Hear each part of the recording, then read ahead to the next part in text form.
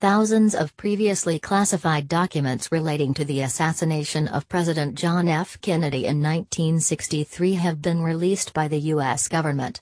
As people examine all 2,800 files, here are the most interesting points so far.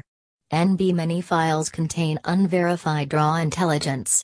Lee Harvey Oswald, who shot and killed President Kennedy, was quickly arrested and charged.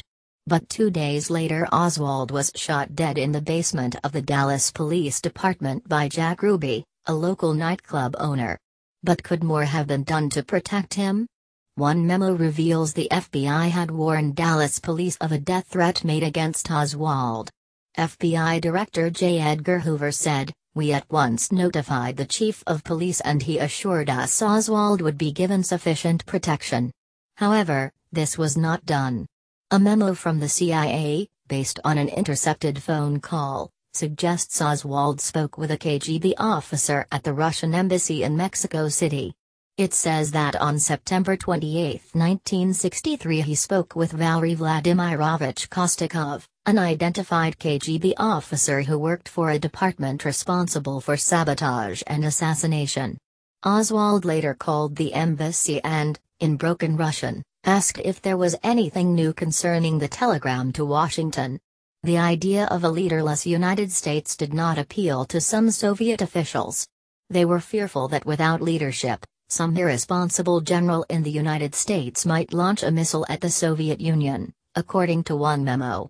It also says the Soviets were convinced the assassination was not the deed of one man but rather a carefully planned campaign in which several people played a part. In a memo written the day Oswald was killed, FBI Director J. Edgar Hoover expressed concern about the spread of conspiracy theories.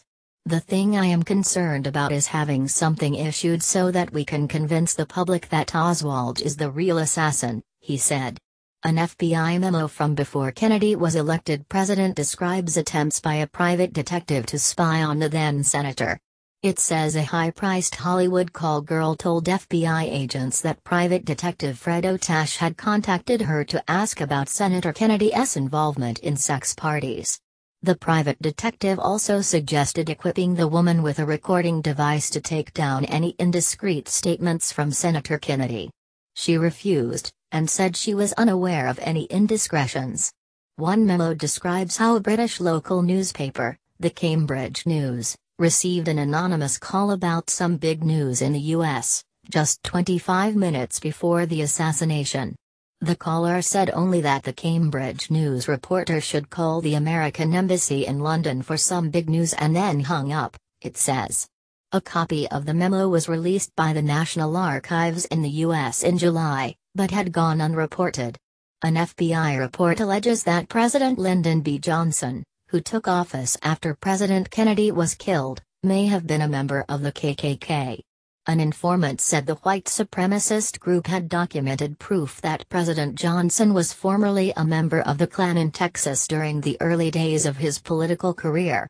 However, no proof was provided.